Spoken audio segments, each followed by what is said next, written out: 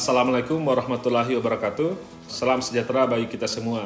Perkenalkan, nama saya Laude Muhammad Erif, SSC MSc, dosen pada program studi ilmu lingkungan, Fakultas Kehutanan dan Ilmu Lingkungan Universitas Haloleo. Video ini saya buat sebagai bagian dari pernyataan diri dosen, PDD, dalam unjuk kerja terdharma perguruan tinggi, khususnya pada aspek pengajaran dalam rangka mengikuti sertifikasi dosen pada tahun 2026.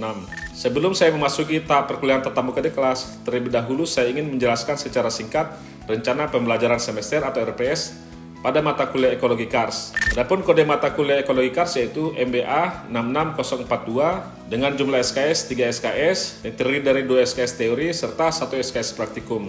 Adapun capaian pembelajaran lulusan pada mata kuliah Ekologi Kars yaitu diharapkan mata kuliah Ekologi Kars ini dapat mendukung pencapaian pembelajaran lulusan pada program studi ilmu lingkungan sebagai berikut. Pertama, bertakwa kepada Tuhan Yang Maha Esa dan mampu menunjukkan sikap religius. Yang kedua, bertanggung jawab pada pekerjaan sendiri dan dapat diberi tanggung jawab atas pencapaian hasil kerja organisasi. Kemudian yang ketiga, menguasai teori dan konsep Ekologi Kars. Empat, mengetahui dan memahami teori serta konsep Kars sebagai suatu ekosistem yang khas. Kelima, mampu menjalin kerjasama yang baik dengan masyarakat dalam pemecahan permasalahan lingkungan dan pengelolaan kawasan Kars.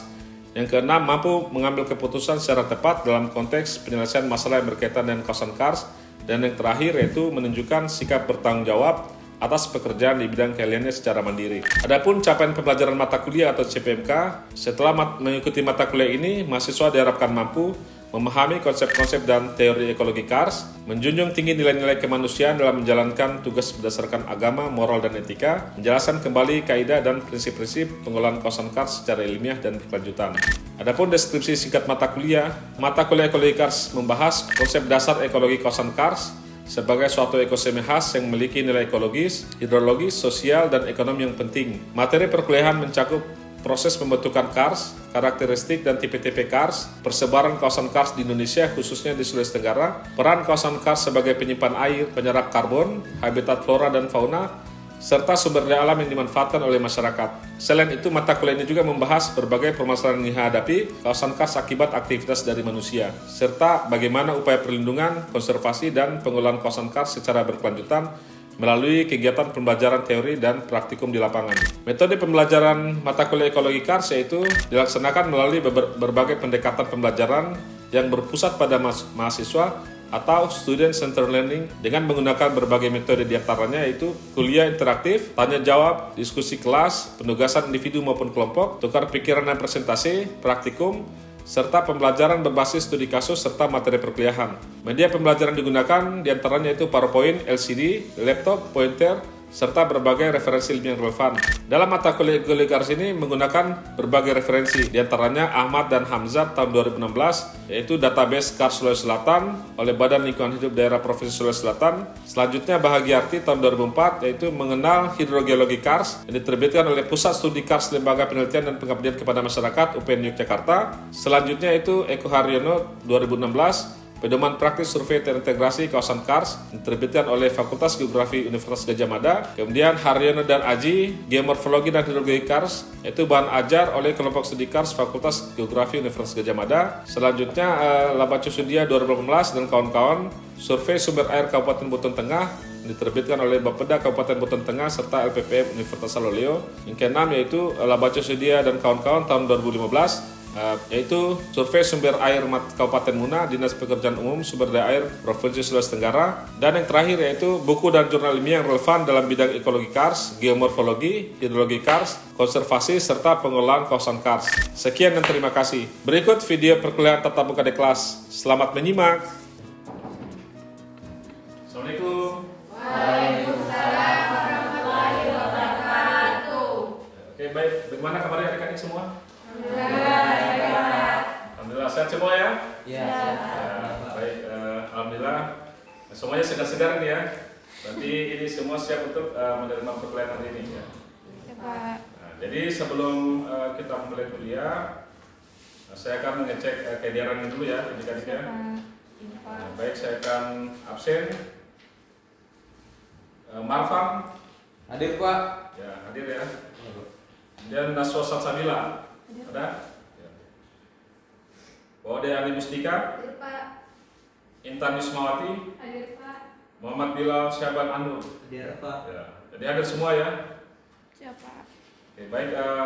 Mungkin sebelum kita masuk ke perkuliahan ya, mengajukan perkuliahan terlebih dahulu agar perkuliahan kita diberi kelancaran dan keberkahan tentunya ya. Marilah kita berdoa menurut agama dan keyakinan kita masing-masing. Berdoa dimulai. Doa selesai. Ya, baik adik-adik sudah tahu hari ini kuliah apa ya? Sudah tahu semua ya? Kita kuliah apa hari ini?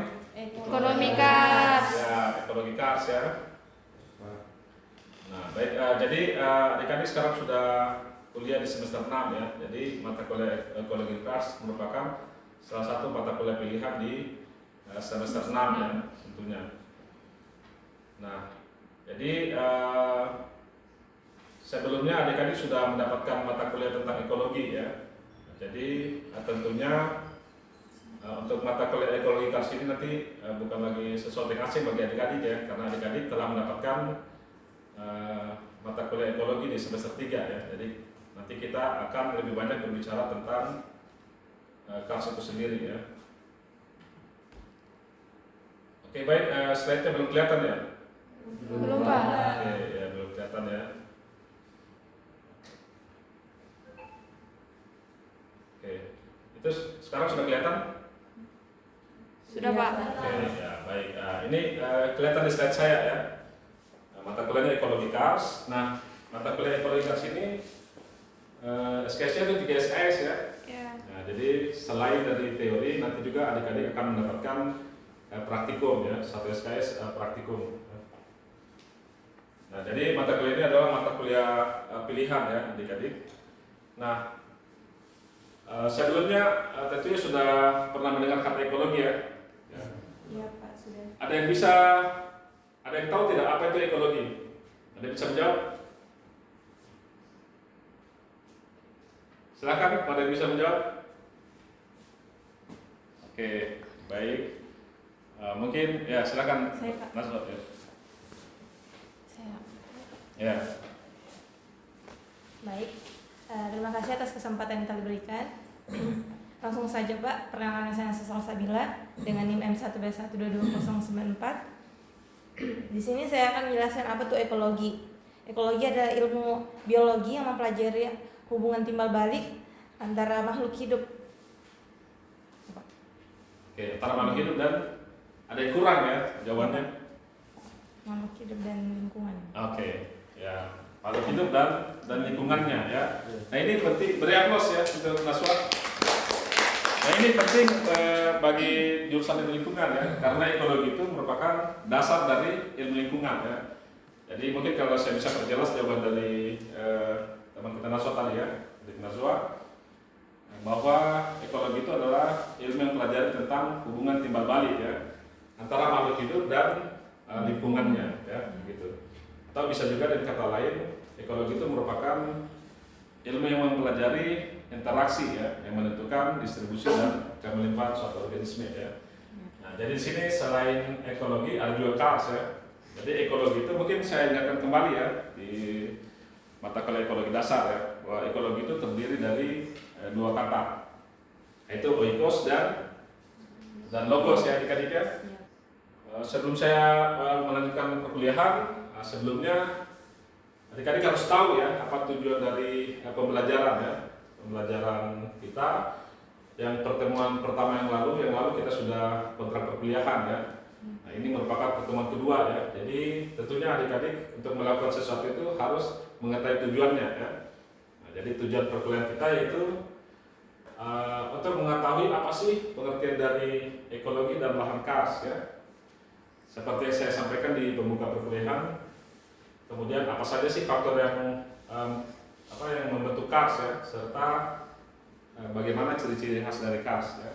Jadi adik-adik ini setelah berkuliah ya beberapa minggu tentunya ini bisa menjelaskan tentang faktor yang membentuk Kars dan serta ciri-cirinya ya. Nah selanjutnya bisa menjelaskan bagaimana sih proses pembentukan Kars ya. Nah kemudian bisa mengklasifikasikan Kars, bisa mengenal ya apa saja sih hasil dari bentukan Kars, kemudian bisa menjelaskan bagaimana sebetulnya Kars di Indonesia itu terdistribusi atau tersebar ya di beberapa wilayah atau provinsi di Indonesia. Oke. Nah, baik, pertama ya, pengertian ekologi dan lahan kars ya.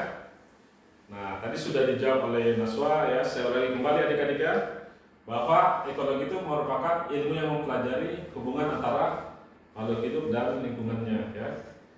Nah, adik-adik tahu makhluk hidup ya, makhluk hidup itu ada apa saja? Ada hewan ya, kemudian apa lagi? Ada tumbuhan, ada manusia ya, kemudian ada mikroorganisme. Bagaimana hubungannya dengan lingkungan ya? Nah, lingkungan itu ada lingkungan abiotik ya, lingkungan fisik atau kimia ya. Bagaimana misalnya hubungan antara tumbuhan dengan lahan atau tanah ya, dan sebagainya. Bagaimana hubungan manusia dengan lingkungan ya, atau hewan dengan lingkungannya, atau dengan misalnya habitatnya ya. Nah, ini akan banyak dipelajari di dalam ekologi ya. Nah, selanjutnya apa sih lahan kars itu ya? Nah, adik-adik sebelumnya pernah mendengar tidak apa itu kars? Ya, ada yang sebelumnya sudah pernah mendengar kata kars itu sendiri? Batu. Ya, baru dengar ya? Nah, jadi kars itu sendiri merupakan salah satu dari bentukan lahan ya. Jadi ada beberapa bentukan lahan yang ada di dunia ini ya. Ada bentukan struktural, geodasional ya, kemudian ada vulkanik, kemudian ada juga bentukan lahan kars ya. Nah, atau biasa disebut sebagai bentuk lahan solusional atau pelarutan ya. Nah, jadi lahan kars itu merupakan salah satu dari landform atau bentuk lahan ya. Yang ini terbentuk akibat dari proses pelarutan batuan kapur ya oleh air hujan gitu ya. Nah, sebetulnya untuk kars itu sendiri berasal dari bahasa Jerman ya, yang berarti lahan gersang yang berbatu ya. Nah, kemudian di dalam geomorfologi ya, atau ilmu mempelajari tentang permukaan bumi ya, kars ini yaitu berarti daerah yang di mana terdapat sistem drainase yang berada di bawah tanah ya, yang ditandai dengan adanya pembuangan dan gua ya. Nah, kenapa kars ini menjadi objek dalam penelitian ekologi? Karena lahan kars ini merupakan salah satu lahan yang unik ya, bisa dikatakan sangat unik karena memiliki keunikan dalam hal flora fauna ya. Kemudian juga lahan kars itu juga memiliki keunikan dalam aspek tata air atau hidrologi ya. Nah, selain itu juga karena lahan kars itu sangat rentan ya, sangat rentan akibat dari aktivitas manusia. Jadi apabila lahan kars ini rusak, maka lahan kars itu akan sulit untuk pulih kembali. Nah, nanti saya akan jelaskan ya, sebetulnya aktivitas apa saja sih yang bisa merusak kars ya. Baik, sampai sini ada yang mau ditanyakan? Silakan. Ya, silakan. Perkenalkan, nama saya Sofina Ilasari dengan NIM M1B12303. Izin bertanya, mengapa kawasan kars bisa dikatakan sangat penting bagi ketersediaan air? Sekian. Baik. Beri aplaus untuk pertanyaannya dari Sophia. Oke. Jadi memang harus jadi mahasiswa itu harus aktif ya. Jadi kalau diberi kesempatan bertanya jangan malu-malu ya. Nah, oke, saya persilakan kalau ada adik-adik yang mau mencoba menjawab, silakan. Ada ya? Ada yang mau ini menjawab? Tidak apa-apa, jangan takut salah ya. Silakan ya, dicoba ya. Ya, baik. Disebutkan namanya ya dan jawabannya, silakan. Izin Pak, saya atas nama Indra Suwati dengan NIM M1B12403. Pertanyaannya tadi itu, mengapa kawasan kars bisa dikatakan sangat penting bagi ketersediaan air? Kawasan kars sangat penting bagi ketersediaan air karena berfungsi sebagai daerah resapan, menyimpan dan mengalirkan cadangan air bersih bagi seperempat populasi di dunia. Kemudian, meskipun permukaannya tampak kering dan berbatu, bagian dalam kars menyimpan sistem hidrologi yang baik. Itu saja, Pak. Oke, baik. Beri aplaus ya untuk jawabannya. Jadi jawabannya sudah tepat ya. Sudah betul sekali jawabannya. Nah ini tadi juga sudah saya jelaskan ya, bahwa memang di daerah Kars itu terdapat sistem drainase ya di bawah tanah yang ditandai dengan adanya lubang pembuangan ya, sehingga banyak airnya itu masuk dalam sistem aliran bawah tanah ya. Nah jadi Kars itu, untuk ekosistem Kars itu sebenarnya terbentuk dari beberapa faktor ya. Jadi ada faktor fisika, kemudian ada faktor kedua, faktor kimiawi, biologi, dan iklim serta lingkungan. Nah, jadi faktor inilah yang berinteraksi. Tadi kalau sudah paham ya pengertian dari ekologi ya, interaksi antara makhluk hidup dan lingkungannya ya. Tapi sebetulnya interaksi di dalam ekologi ini tidak dimaknai sebagai hal yang sederhana ya. Jadi bukan hanya makhluk hidup yang berinteraksi dengan faktor lingkungannya, tetapi juga sebetulnya di antara faktor lingkungan ini juga saling berinteraksi ya. Ya, jadi manusia mempengaruhi lingkungan, lingkungannya mempengaruhi manusia atau faktor organismenya ya, faktor biotiknya. Tetapi juga antara faktor lingkungan juga saling berinteraksi. Nah, contohnya di ekosistem Kars ini ya. Nah, jadi secara fisik ya, memang di ekologi Kars itu daerahnya yang sangat kering ya. Nah, kemudian juga secara kimia dia terbentuk dari batuan karbonat kapur ya. Sehingga ketika hujan, air hujan ini dia bersifat asam lemah ya ketika dia sudah bereaksi dengan humus atau serasa di tanah ya. Sehingga dari hujan atau asam lemah yang terbentuk inilah nanti akan melarutkan batuan kapur ya. Nah, sehingga batuan kapur itu menjadi terlarutkan dan di dalam area Kars itu terbentuk sistem perguaan ya, karena ada banyak rekahan-rekahan. Kemudian dari proses pelarutan kapur itu nanti juga ada banyak ornamen-ornamen yang terbentuk ya akibat dari proses pelarutan kapur ya.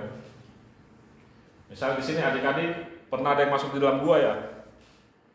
Pernah ada yang masuk di dalam gua? Pernah. Ya, siapa pernah? Ke tangan. Ya. Oh ya, ini hampir setengahnya pernah ke gua ya. Nah, jadi kalau di dalam gua itu apa yang dilihat? Ada apa saja? Hanya batu, Pak. Ya? Batu, Ada batu ya? Iya. Nah, selain batu apa lagi? tanah, Ya? Nah, kapur. jadi di dalam gua itu ada banyak ornamen yang terbentuk ya, karena proses pelarutan itu. Ada yang pernah lihat stalagmit tidak? Ada stalagmit batuan yang menggantung ya, ada stalaktit ya. Kemudian ada ornamen yang lain ya. Nah, itu karena proses pelarutan tadi akibat dari faktor fisik, kimia, biologi ya. Nah, faktor biologi ini misalnya ditambah dengan akar-akar pohon ya, kemudian serasa yang jatuh tadi ya, yang bereaksi dengan air hujan bentuk asam lemah sehingga melarutkan batuan kapur ya. Nah, ini salah satu yang unik juga di daerah Kars. Ada sungai yang hilang ya, namanya itu disappearing stream. Nah, ada yang masuk ya, air sungai yang masuk ke dalam tanah, kemudian dia bisa keluar pada jarak berapa kilo gitu ya. Nah, setelah berapa kilo nanti air sungai itu keluar. Nah, itulah namanya sungai bawah tanah ya. Selanjutnya ciri-ciri yang lain yaitu wilayahnya terbuka serta nampak kasar dan runcing. Nah, di Sulawesi Tenggara ini area Kars itu tersebar ya di beberapa wilayah ya, misalnya di Muna ya. Nah, di Muna jadi salah satu ciri Kars itu yaitu banyak terdapat gua-gua ya. Nah, kalau di Sulawesi Tenggara misalnya di Muna banyak gua ya. Nah, salah satu gua yang terkenal di sana itu ada gua namanya apa? Nah, Liang Kabori ya. Nah, ada Liang Kabori. Kenapa terkenal guanya? Karena di situ menyimpan artefak ya. Kemudian ada lukisan-lukisan dari masa lampau ya. Nah, oke. Jadi untuk proses pembentukan itu sendiri ya, adanya pelaratan batuan yang terjadi pada daerah berbatuan karbonat ya. Nah, jadi Kars ini biasanya berasal dari atau terjadi pada daerah tropika ya, tropis basah dengan topografi yang tinggi ya. Selain itu juga salah satu faktor yang pendukungnya itu adanya vegetasi yang cukup rapat ya. Jadi karena banyaknya batuan ya, atau diaklas. Nah, sehingga ini akan memudahkan proses air tadi ya, air hujan itu melarutkan CO2 ya. Anda tahu CO2 itu apa ya? CO2 itu rumus kimia dari kapur ya. Nah, kemudian vegetasi kerapat itu akan menghasilkan humus ya, yang akan menyebabkan air itu mempunyai pH rendah atau asam lemah, yang pada kondisi asam itu air itu akan mudah melarutkan karbonat tadi atau CO2 atau kapurnya ya. Nah, selain itu juga alat kars ini memiliki sistem hidrologi yang unik ya. Jadi air hujan jatuh ke permukaan lahan kars itu akan langsung diserap ke dalam tanah ya, sehingga membentuk sungai bawah tanah atau gua air. Nah, jadi area kars itu sangat penting ya. Dari penjelasan itu bahwa kehidupan itu butuh air ya, baik fauna, manusia dan satwa liar yang hidup di lahan kars. Nah, sehingga area kars itu harus dijaga ya dari pencemaran air ya, atau dari kerusakan kars ya. Oke. Nah, kemudian untuk klasifikasi kars, ini ada beberapa klasifikasi kars ya. Yang pertama berdasarkan perkembangan, jadi dibagi menjadi merokars, kars transisi ya.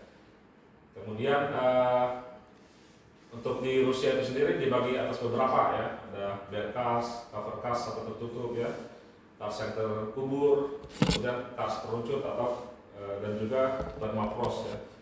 Nah, kemudian juga kars ini bisa diklasifikasikan berdasarkan iklim ya. Jadi ada kars sejati ya, ada fluvial kars, glacial kars, ada tropical kars ya. Nah, selanjutnya ada beberapa hasil bentukan kars ya sebetulnya. Nah, hasil bentukan kars ini bisa terjadi di permukaan ya, bisa dilihat pada permukaan lahan kars maupun di dalam sistem gua ya. Nah, misalnya karen, ponor, kemudian sungai-sungai bawah tanah ya. Nah, kemudian untuk di dalam gua misalnya ada tiang-tiang kapur, ada stalagmit ya, stalaktit, kemudian ada gua kapur, jembatan alam, kemudian bukit-bukit kars, papua ufala ya.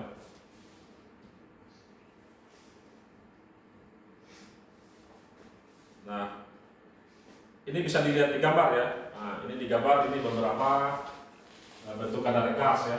Jadi ada bukit-bukit kars, kemudian ada sungai bawah tanah ya, kemudian ada jembatan alam, kemudian di dalam gua itu ada beberapa ornamen dari gua ya. Itu baik ada stalagmit, kemudian ada juga stalaktit ya. Oke, silakan kalau ada yang pertanyaan. Ya, silakan. Perkenalkan, nama saya Muhammad Bila Syamdanur dengan NIM M1B1 088. Jadi pertanyaan saya itu, mengapa air tanah di kawasan kars sangat rentan terhadap pencemaran dibanding akuifer biasa? Sekian, terima kasih. Ya, baik. Beraplaus ya untuk pertanyaannya. Ini pertanyaan menarik sekali ya. Bagus sekali pertanyaannya. Jadi adik-adik ada yang mau mencoba menjawab tidak? Saya persilakan ya, yang mau menjawab pertanyaan dari Bilal ya. Ya, ya silakan. Marfan. Perkenalkan, nama saya Marfan dengan NIM M1B1230061. Nah, terkait saudara saya tadi, pertanyaannya itu mengapa air tanah di kawasan kars sangat rentan terhadap pencemaran dibanding aquifer biasa. Nah, itu karena aliran air bergerak cepat melalui celah dan lorong larut terbuka tanpa adanya proses penyaringan fisik tanah alami. Mungkin itu saja Pak. Ya, baik. Sekian. Ya, baik, beri aplaus ya. Marfan, silakan. Jadi jawabannya betul sekali ya. Memang area kars itu memang sangat rentan ya. Apabila ada pencemaran misalnya dari kegiatan pertanian menggunakan bahan kimia yang berbahaya ya, itu akan sangat mudah masuk di sistem sungai bawah tanah di kars ya. Oke, baik. Saya lanjut untuk distribusi kars sendiri di Indonesia ya. Jadi Indonesia ini kars itu tersebar di beberapa daerah ya. Itu kurang lebih 15,4 juta hektar ya. Nah, misalnya dari Aceh, Papua ya, kemudian di Sumatera, ya, kemudian di perbukitan harus pakai juga salah satu area kas yang terkenal ya di Sulawesi Selatan.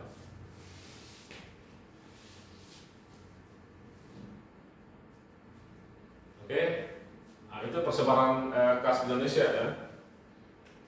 Dan kemudian yang terakhir ini ada studi kasus ya. Nah, jadi ini studi kasus ekologi kas di Sulawesi Tenggara ya. Jadi memang untuk kas itu sendiri salah satu sumber daya mineral ya, sumber daya mineral yang dimanfaatkan untuk berbagai macam keperluan ya. Nah, jadi memang ini dua sisi mata uang ya. Di satu sisi ini bisa dimanfaatkan mineralnya ya untuk bahan baku semen ya, kemudian untuk pembuatan batu gamping ya dan sebagainya.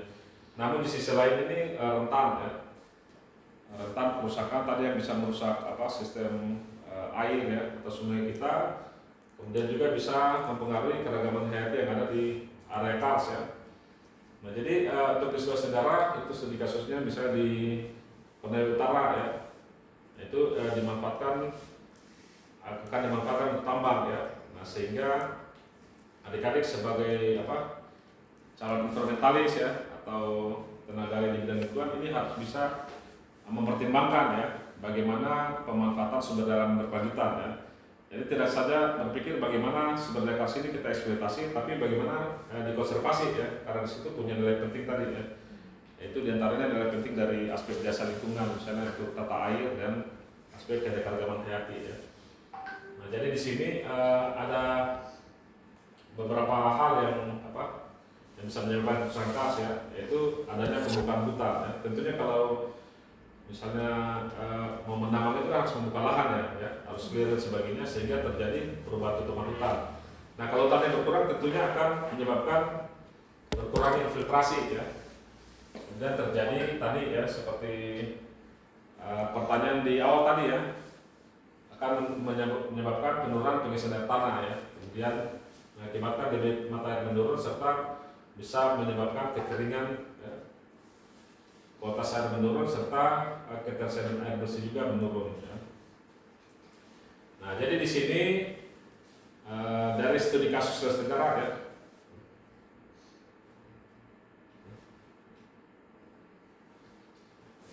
Nah, jadi dari studi kasus ya, nanti adik-adik akan saya beri penugasan ya semuanya.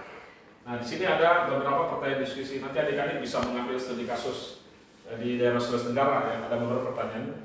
Di antaranya, misalnya mengapa kerusakan kawasan kars dapat menyebabkan krisis air ya. Ini ada beberapa pertanyaan diskusi. Kemudian mengapa kawasan kars membutuhkan waktu yang sangat lama untuk pulih ya. Kemudian bagaimana hubungan antara vegetasi pada daerah imbuhan dengan keberadaan mata air ya. Selanjutnya, mengapa gua merupakan habitat yang sangat sensitif terhadap gangguan manusia, dan terakhir bagaimana prinsip pembangunan berkelanjutan diterapkan pada kawasan kars. Nah, jadi untuk tugas studi kasusnya, nah adik-adik saya beri waktu paling lama 1 minggu ya untuk menyelesaikan tugasnya. Bisa ya adik-adik? Ya, bisa. Ya, saya beri waktu 1 minggu. Kemudian tugasnya itu nanti adik-adik upload di Spada ya, sistem pembelajaran secara daring ya, di upload di Spada. Kemudian bagi adik-adik yang terlambat mengumpulkan tugas nanti akan diberi pengurangan nilai ya. Nah, sehingga harapannya adik-adik semua bisa mengumpulkan tepat waktu ya. Oke, baik. Oke, itu saja perkuliahan hari ini ya. Terima kasih atas perhatian adik-adik ya. Mungkin untuk terakhir ini saya akhiri dengan pantun ya adik-adik. Nah, buah manggis manis rasanya. Cakep. Petik pagi di halaman rumah. Cakep. Sampai di sini kata penutup saya. Terima kasih. Wassalamualaikum warahmatullahi wabarakatuh. Waalaikumsalam warahmatullahi wabarakatuh.